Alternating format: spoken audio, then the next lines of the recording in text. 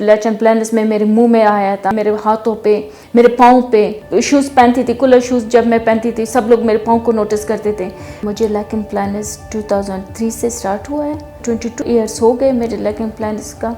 मैं इस्लामाबाद गई और ऐसे क्लिनिक्स थे जहाँ पे वो फेमस क्लिनिक्स थे, लेकिन वहाँ पे भी जाती थी तो बस मुझे स्टेरॉइड्स के अलावा कुछ नहीं देते थे। 15 डेज़ में स्टेरॉइड्स ले लेती थी, 15 डेज़ तक तो मैं ठीक होती थी। 15 डेज़ बाद वो असर ख़त्म हो जाता था, फिर लेकिन प्लानस मेरा स्टार्ट हो जाता था। तो बस ये इसकी वजह से मैं इतनी तक गई थी, मैंने अपने सारे फाइल फाड़ दिए थे, क्योंकि इसकी वजह से मेरे बिल्कुल मैं कहती थी कि बस ये इम्पॉसिबल है, बस ये ऐसी बीमारी है कि ज़िंदगी के साथ चलती रहेगी, इंसान मौत आ जाए बस ख़त्म हो जाएगी। तो फिर मैं सईदा कोमल के पास आई।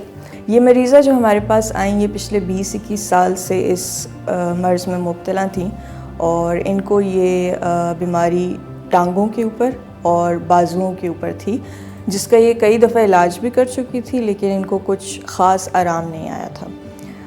इसके अलावा इनको मुंह के अंदर छाले भी थे। हमने इनको एक दवाई के ऊपर शुरू किया जो टोफेजेक के नाम से आती है। ये एक जैक इनहिबिटर है और एक रिलेटिवली नई दवाई है, आजकल काफ़ी सारी जिल्द की बीमारियों में इस्तेमाल हो रही है।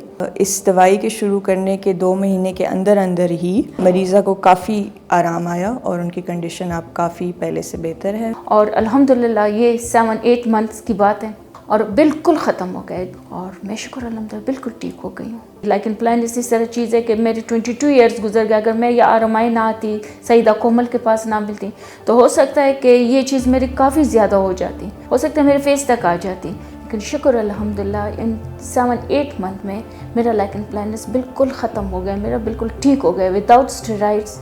इस तरह कोई ऐसी दवाइयों के बावजूद भी मुझे शुक्र अल्हम्दुलिल्लाह बिल्कुल ठीक हो गई है।